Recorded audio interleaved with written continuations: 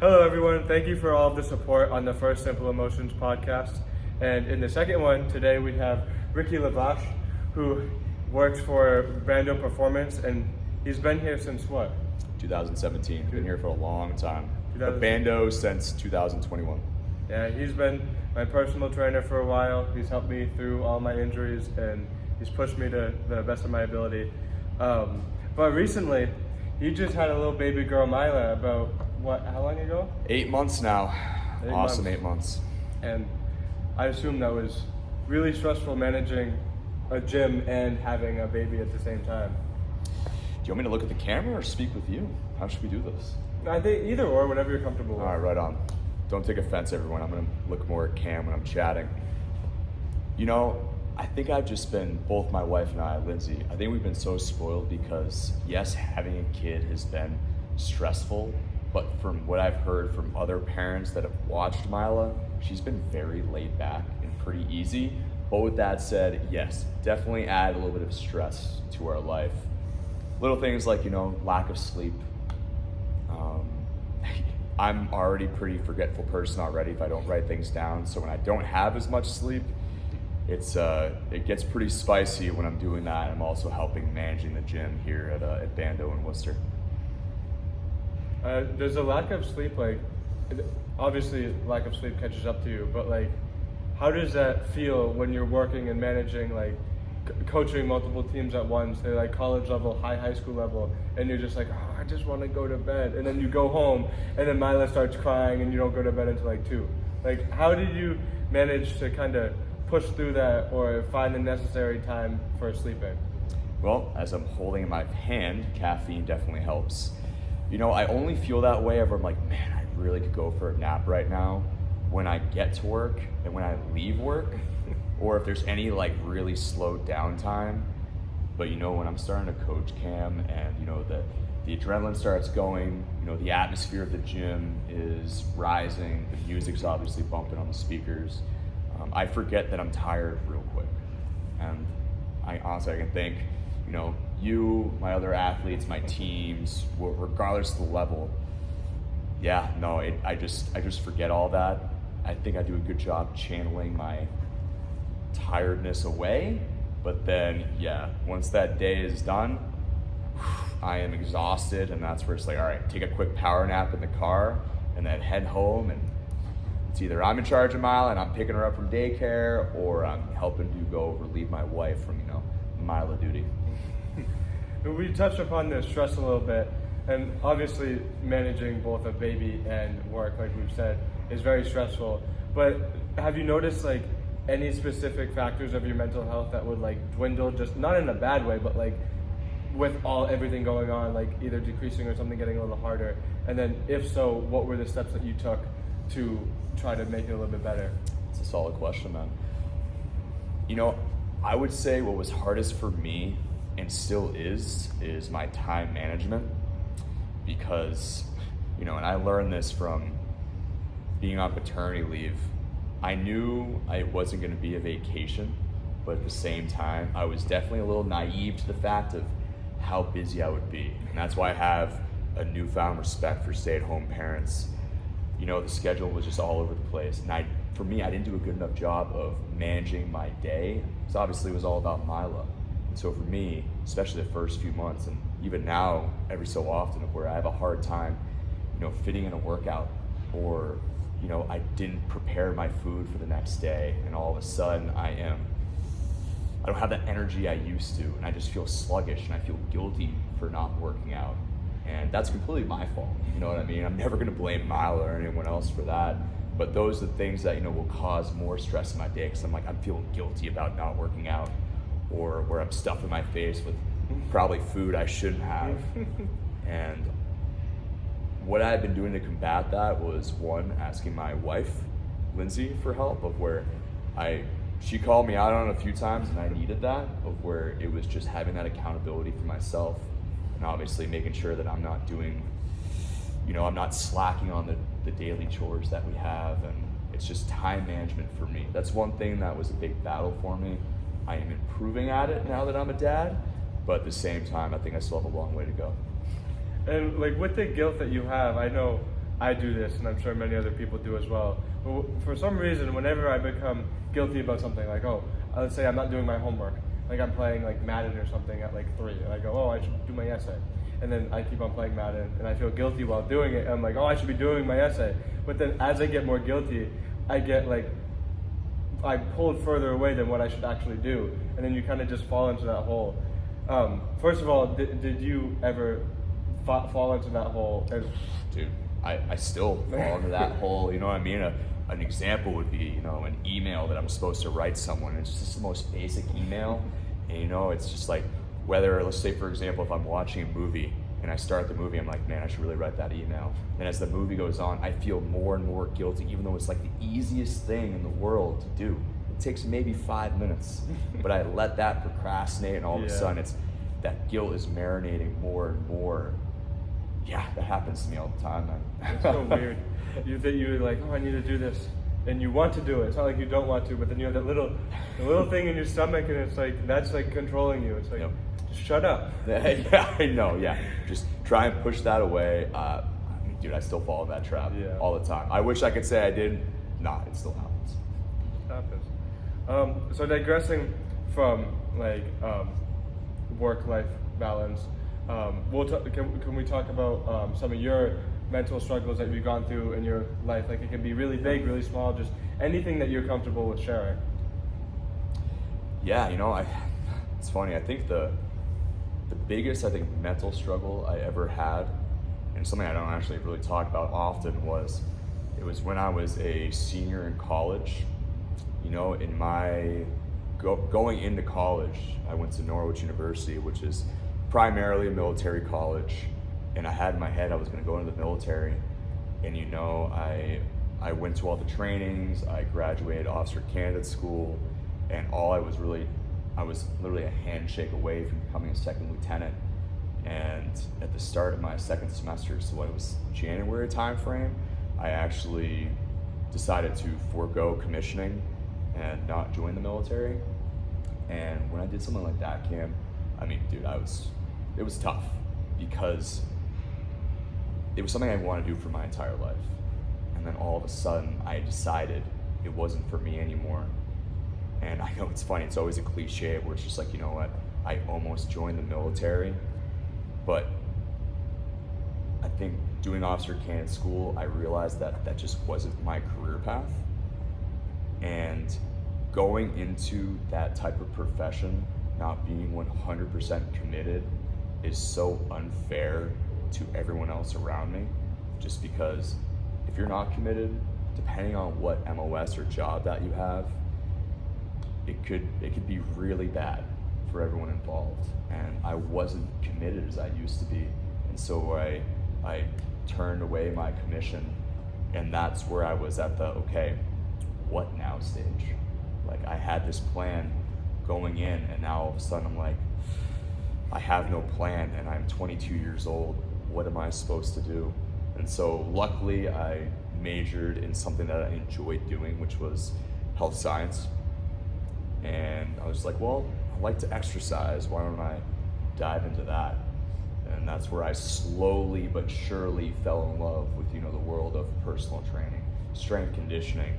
And then it fortunately evolved into getting internships, connecting with the right people, going to school more for it, so I got my master's, and then fortunately being here for the past 6 years now.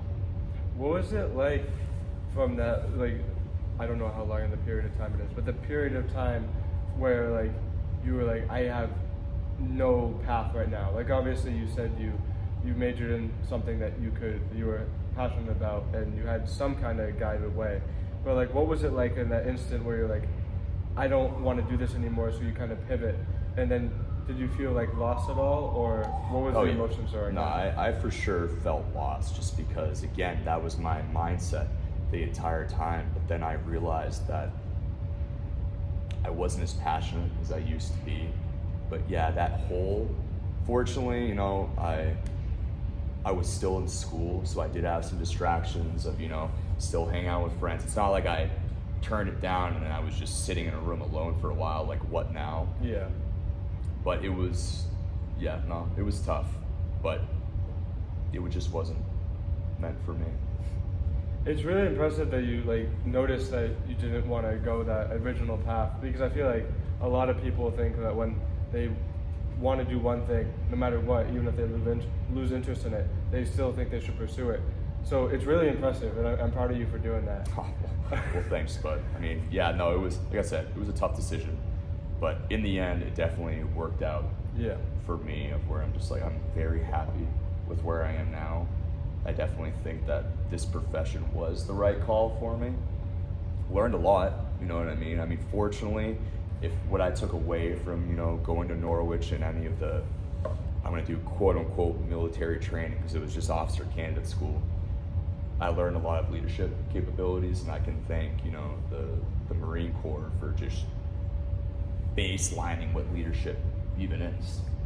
And that's something that I still do to this day when I'm coaching teams, bigger groups, or even just one-on-one. What advice would you give to either kids or adults, because everyone wants to pivot in their life, to recognize that pivot, and like if they want to change, what would you think that they should do? Reflect on it for a little bit. It's not a decision you want to make right off the bat. It took me a little while. I finished officer candidate school the summer of 2012, and it took me about 4 to 5 months to really realize that that's that path that I don't think I should be doing. But don't make a decision right off the bat based on any type of event. Yeah. I mean, reflect on it, think about it, weigh out your options. Again, I didn't really have a path after that I chose, but that's because I was just figuring out. And I mean, you know, when you're 22 years old, you're still so young, you have no idea what you want to do. Did that answer your question? Yeah, like just don't react like emotionally, like. Yeah, I mean, reflect on it, you know, use your friends and your family for help and ask them questions, and you know, just see what else is out there. But don't immediately make a decision that will actually alter your life. Yeah. And then keep an open mind too. You know, like that's what I tell you all the time in the gym. Have an open mind when you're training. And I know you've learned a lot from that. But yeah, avoid being closed-minded. Open your mind, try out new experiences, because that new experience could actually be like, oh man, I like that. And all of a sudden it turns into a passion. Yeah. And the last question I have for you today is, with managing so many kids at the gym, and even young adults, and then adults, like everyone, you work with everyone. Yeah. Obviously you build that connection with them, and I can assume, I don't know, but I can assume that you can notice when somebody's having like an off day, like they're a little bit more snippy to you, just because people are people, and like I know I've done that to you sometimes too. How do you manage like your athletes' mental health? Obviously you're not like a clinician, like therapist, but I know we've talked about a lot of like things that have happened in my life. How do you manage that like balance between like emotional support, but just being there because you're a good person, and then like just focusing on training, and then just being like open to them in general without like stepping over any boundaries? Yeah, so for me, when I see that an athlete might be off and I can tell they're struggling, I think it depends on how long I've known them for, obviously. Like if they're a newer athlete, I might just think that's their personality. But you know, once I've had people for a while, whereas for you for literally the past 6 years, or in the team setting where I've had them for a few months, I can generally tell when someone is off. And I've learned over time to never assume that they're taking, how do I want to word this? I shouldn't take it personally if they're having a bad day. You know, like they could have failed a test. They could have gotten broken up with. They could have found out that something outside of the gym affected them, and that is obviously going to affect their mood and their attitude.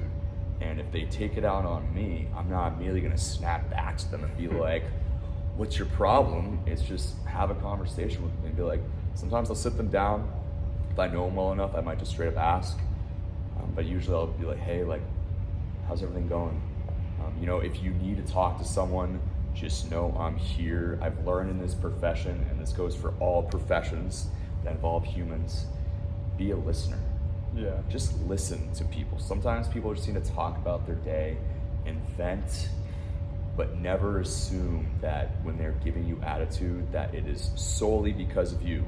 You might find out it is, and they may not like you, but that's another issue, you know what I mean? Yeah. Just, you gotta, it's finding out sometimes it may not even be your business, but just show that you care and they may open up to you. Yeah. But yeah, it's just having a conversation with them. De-escalate a situation in case it does, get to be a bigger deal. Keep a cool, calm mind and just hear people out. Yeah. And I feel like a lot of people too, whenever they're in a certain atmosphere, they forget that there's things outside of that. Like when you're in the gym, you think everything in everyone else's life is in the gym. Yeah. But like you said, there's so many other factors that people can have outside that something really bad could happen and they're just not themselves, or maybe they're just going through something really big where they even don't feel like themselves. And it's really important, like you said, I think it's my favorite thing that you mentioned was just be a listener, because even if it's none of your business and someone starts talking about something they're going through, it's not your job to fix it, but if you listen, you inherently will help them because they know that somebody is caring about them by just processing it. And like I know that through our conversations, sometimes you don't even say something, but it's not like you're being rude or you're like, oh, I don't care. It's like that's all you need to do, like just process what I'm saying, and then you go back to yell at me to lift weights heavier, but in a respectful manner. Yeah. No, like you said, process what people are saying. Actually listen. And if you feel comfortable enough with them, feel free to ask, maybe a couple follow-up questions or two, but really just show that you care about them. And, maybe it'll improve their lift during the day, or maybe that will just, improve their attitude for the rest of the day. Like, you don't know, but I've had athletes take out their frustration on me before, and don't get me wrong, like when I was first in this profession, I did take it personally, but it's just like another profession. You grow as a person, you grow as a professional, and then you're like, all right, well, what do I do now? Okay, de-escalate the situation, figure out what's going on. Everyone's always going through their own stuff, whether it's in the gym, at school, at their job. Listen, just show that you care. Sit down, chat, and then you never know what will happen from there. As we close up, is there anything, last remarks you want to say about mental health in general, or anything we've talked about today? I will say this, I think it's awesome, especially these past few years of where, mental health has actually been getting some traction. For example, sports psychologists have really just that career has risen exponentially. Even to the Olympic level, of where people always seem to have a negative connotation towards it, or where they're like, oh, you're seeing a psychologist, and they think something negative, of where it's not, where mental health, that will literally affect your daily life, whether it's talking to someone, or whether it's someone professional, or a friend or a family member.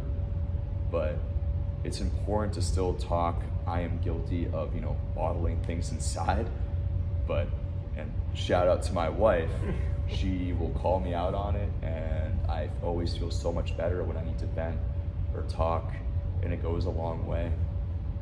Yeah, no, I'm just glad that's finally seeing the light of day, you know what I mean? Of where it's not just your physical health, your mental health, if it suffers, it's gonna affect the rest of your life. Everyone's gonna be different about how they handle it, but just find what's gonna work best for you. And if that improves everything, then perfect. I completely agree with that. Talking to people, for me, is probably the number one, best way I can help process what I'm thinking. Because I know half the time I'm thinking something, it's really not true. It's just stupid. But saying it, and even seeing people that I care about, their facial expressions, oh, Cam, you're so dumb. It's like, I am. But then obviously that way isn't for everyone. Everyone has their different ways of talking about it or coping with it. But I think knowing that it's okay to talk about it with someone is definitely huge now. And that stigma is very slowly going down. Something really funny that I found out that was interesting is I've been a big advocate for mental health. I've given presentations about mental health. We're doing this. It took me just over 2 months to step foot in the counseling office at college. And it's crazy because I advocate for it, and it's I tell everyone to do it even if they're not struggling with anything. But yet, it still took me so long. Why? Why did it take you so long? Because I still had that feeling oh, I don't need it. Like, oh, I'm doing better than I was doing in high school but in high school I was going through a whole bunch of stuff, and now it's like I'm on the other side of it. So I'm like, oh, I don't need it. But it's like, yeah, you do. You still have the residual of stuff that's going on, and even if you're okay, meeting up with someone once a week is just good to talk about what's going on in your life, because then you'll realize like, oh, this thing bugged me, and then you say it, and then it's like, maybe it won't bug me anymore. 100%. I mean, again, that's where it goes back to psychologists and sports psychologists of where, you know, even if you don't think you need it, just literally talking with someone for once a week, especially when you know that that person literally is paid to not judge you, it goes a long way, because then sometimes all of a sudden you're saying things that you didn't even think of, and you just put two and two together. I mean, they're like magicians, the good ones, you know, where there's like all of a sudden like, man, I feel so much better afterwards. And then you walk out where you don't have to have anything wrong with you. It's just go and chat, and man, it makes a difference. It really does. Well, I think that concludes the second Simple Emotions podcast. Thank you, Ricky, for coming out and being featured. Yeah, no, of course. More than happy to help out. And, you know, I'm wearing the old Simply Chillin' brand right now. Would you say Carolina Blue? Carolina Blue. And thank God that Cam actually told me I could have this for free. So I'm going to keep this on for the rest of the day. There we go. Thanks, buddy. You're welcome. I hope you guys got a little bit something out of this. I feel like listening to someone, like we said, always helps me analyze what's going on in my head. I hope we could do the same as for you. Obviously, the little cliche thing at the end of every YouTube video, if you could please click that red button and subscribe and turn the post notifications on so you get an alert of next time I do something great like this. I appreciate you guys watching. Thank you.